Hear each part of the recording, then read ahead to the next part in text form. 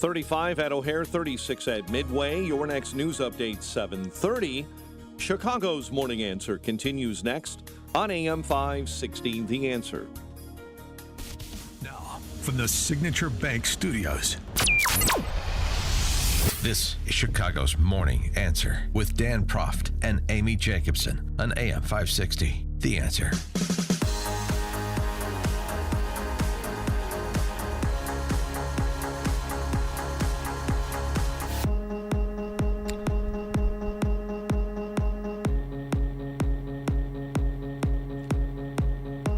Top of the morning, Dan and Amy at his first post-election presser yesterday. President Trump fielded a couple of geopolitical questions, including this rather hilarious one, which he had the appropriate response to on Iran. Against Iran's nuclear facilities. Well, I can't tell you that. I mean, it's a wonderful question, but how can am I going to do preemptive strikes? Why would I say that? Can you imagine if I said yes or no? You'd say, that was strange that he answered that way. Am I going to do preemptive strikes on Iran? Is that a serious question? How could I answer a question like that? Yeah, is that a serious question is almost a response you could have to every offering from the D.C. press corps. Well, I'm going to announce a month before I take office that we're going to strike or not strike Iran's nuclear facilities where they're trying to develop nuclear weapons before Biden leaves office. I don't know. He took 33 questions from reporters. It was an hour-long press conference. But I love this new Trump. I mean, he's more relaxed. He's disciplined. He's measured. He's projecting America first. This is refreshing. He was also asked about the situation in Syria and, by extension, Assad's residency in Moscow. And whether, what's the leverage play there, essentially? Will you ask Putin to give up Assad? Well, I hadn't thought of it. I think we have to get on with our lives. We'll have to see what happens. But right now, Syria has a lot of, there's a lot of indefinites. Nobody knows what's going to happen with Syria. But I think Turkey is going to hold the key to Syria, actually. I don't think you've heard that from anybody else, but I've been pretty good at predicting. For more on this, maybe he could make Calissa Ward from CNN his special envoy to Syria. She seems to have a real handle on things. Anyway, for more on this, please be joined by Victoria Coach. She's the vice president of the Heritage Foundation, former deputy national security advisor to President Trump, and author of The Battle for the Jewish State, How Israel and America Can Win, which is out today. Victoria Coach, thanks for joining us. Appreciate it. Well, Dan and Amy, good to be with you. So those are fun questions that Trump had to field from the press corps, imagining things that Trump could or couldn't do and expecting that he is going to provide definitive answers on what he will or won't do. No, it really was refreshing. And I agree with Amy. I think the president-elect is in absolutely fine form. I think he's really energized by his re-election and the fact that we have the House and the Senate as well. And it's just refreshing to have a president who, has a clear view on these issues and, is going to call the press corps out for their ridiculousness when they do things like ask you to telegram preemptive strikes on Iran. And then also, what he said about Syria was the smartest thing I've heard to date. He said at another point in the press conference, that he kind of takes this as a hostile takeover of Syria by Turkey. The HTS rebels who are now controlling Syria are entirely funded and equipped by Turkey. And so, Turkey is a fellow member of NATO. They have the largest army in Europe. They command our attention. And I think he's absolutely right. They're probably the ones holding the keys to Syria. And what are the implications of that in terms of Turkey holding the keys to Syria? Well, it's going to be disruptive. In a lot of ways, there could be opportunity there if the Iranians and the Russians are definitively kicked out of Syria. We certainly have seen Israel doing the Lord's work over the course of the last couple of days, destroying a lot of Assad's residual arsenal, including the chemical weapons. So there could be opportunity, but at the same time, we've also seen Erdogan drift towards a much more extreme Islamist ideology That seems to be the ideology of the HTS rebels. And I think all of our partners and allies, both in the Gulf and Israel, are deeply concerned that we're going to get a kind of Taliban or ISIS light in Syria. And even if it's light, it's not good. How stable is Erdogan in Turkey? Because, he is much more Islamist, as you were describing, or he's taking that posture, than is the cosmopolitan population in Istanbul, for example. No, he is, and it's as Assad has just showed us, you're as stable as you are until you're not. Because the Assads have been projecting this aura of inevitability and control, which they had for 50 years, and then suddenly, one day in December, that all just evaporated. So that can happen, and especially if you have a population that it overall is not in line with where you're going. And Erdogan last year had one of the closest elections he's ever had, largely because of that population in Istanbul that you mentioned. And they have some pretty bad endemic economic problems that are causing some unrest as well. So it's all worth watching very closely. But right for the moment, he appears stable. But how long that will last is anyone's guess. Now, we saw a very strong statement from President Trump regarding the hostages. So what leverage does he have over Hamas that hasn't already been used? I would say he has the leverage of fear, Amy.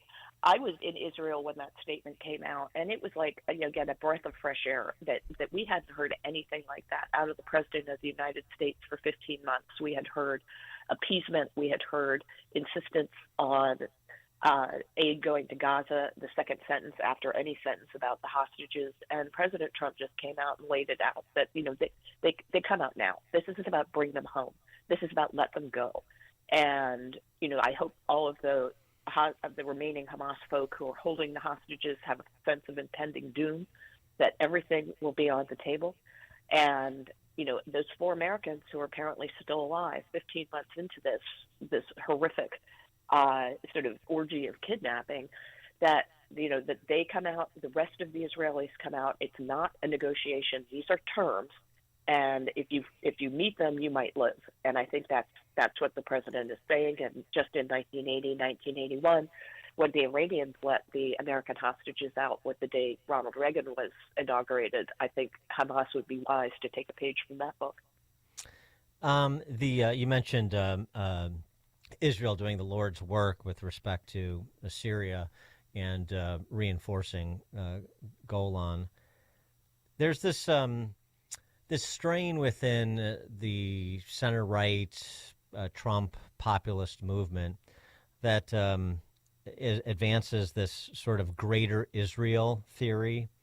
I'll just call it a theory about Netanyahu. And in fact, Tucker Carlson recently platformed it on his program with Columbia professor Jeffrey Sachs, who's one of the main proponents of that. And I don't know exactly why conservatives have a fascination with Jeffrey Sachs, but some do. But I wanted you to address this idea that this instability in the region and the abdication of Assad is part of a larger Netanyahu plan to extend Israel's footprint in the region. And, it starts from the posture that Israel is an expansionist state, essentially. And part of it is an interpretation of scripture and so forth. But just the idea that this is something that is being plotted and that Israel is expansionist, this sort of greater Israel theory that is bandied about. Yeah, it's sort of hard for me to address this seriously, having worked at a high level with the Netanyahu government and seeing what our security partnership means to both sides and just the practicalities of the alliance. I mean, Israel has enough on its hands with the small piece of territory it has and the 9 million people it includes. And the idea that they're plotting some sort of grand empire across the Levant it's just, I mean, it really, I don't think it's in any way realistic or consistent with anything I've ever heard the prime minister said. I've known him for more than 10 years, and as I said, his most senior staff, and that it's just, I think it is a distraction from what is really happening in the region, which is that Israel has emerged over the last really 50 years as the most stable, the most productive, the most prosperous, and the most loyal friend to the United States. And, that's a really different trajectory. And it's what I write about in the book for precisely this reason. I think a lot of Americans want to be supportive of Israel, but find, that they had trouble articulating why. And I think it really is that half-century trajectory when Israel went from a vulnerable, attacked nation to being one of the 18th most powerful country in the world, in the likes of Japan and Australia and Canada. And so that growth and development, which was in many ways invested in by the U.S. taxpayer, originally with economic support funds, now with security support, which has become a partnership, has created this tremendously successful, as I said, country, but one that really isn't looking for, imperial expansion. And finally on this, what is particularly dangerous about Sachs' approach is it buys into this whole notion of settler colonialism, which is leveled at Israel, that they are a country that, was settled by outsiders, which took land from indigenous people, and that is inherently imperial and racist, even if you are a democracy. And the problem with that, Dan and Amy, is the settler colonial theorists start with Israel, but the next country they're coming for is the United States. Oh, so we buy into this. Yeah, Jeffrey Sachs is already there. I mean, this is why I don't understand. I mean, Jeffrey, you can address the substance of his claims about Israel. I mean, first of all, the terminology, though, he uses the phrase, Israel's war in the Middle East at present. It was Israel that initiated this and not the terrorist attack.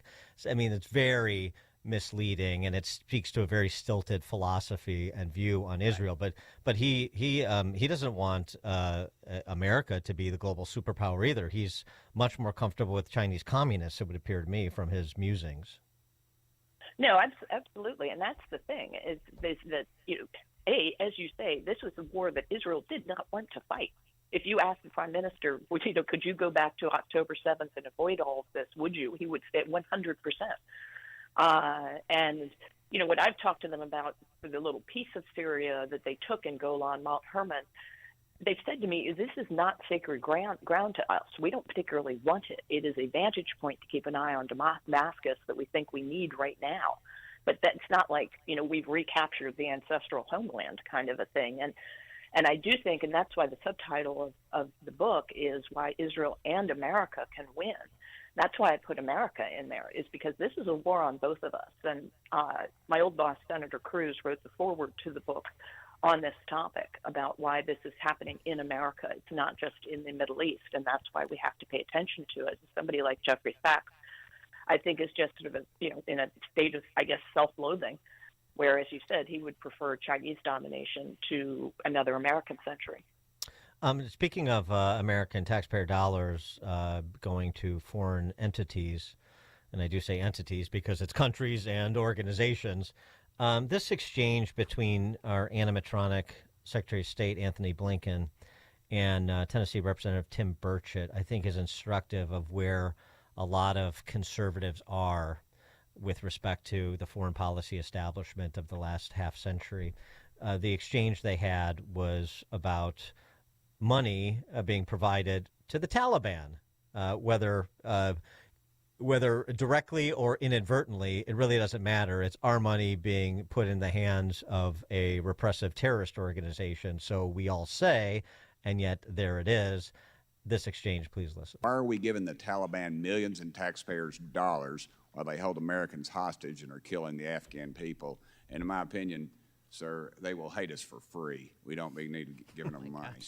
We're not giving the Taliban anything. As I discussed with Congressman Mast, we are providing money, as many other countries are, to UN agencies, NGOs, to help the Afghan people. And these agencies are funding the Taliban. Reports are saying between 40 and 80 million U.S. tax dollars are given to the Taliban every dadgum week. I mean, is that acceptable? According to the report that I read and that Congressman referred to, the CIGAR's report, of the approximately $8 billion that the international community, including the United States, has dedicated to Afghanistan, about $10 million of that is 0.1%, has no doubt gotten to the Taliban in terms of I don't care if it's a fees, dadgum utilities. penny. I don't care if it's a penny. I mean, for you to sit up here and admit that our enemies, I mean, these people swear to hate Christians and Jews, and that takes care of about everybody in this dadgum room.